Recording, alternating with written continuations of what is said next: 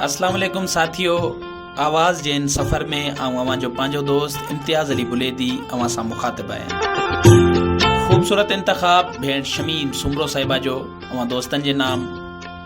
उनवान आहे त मींहं वठा महकार बि आहे। हा मींहं वठा महकार बि आहे, मुंद सफ़ा मल्हार बि आहे, मोर पया कनि केॾियूं मस्तियूं साजन जी सिकसार बि आहे। मुंद सफ़ा मल्हार बि आहे।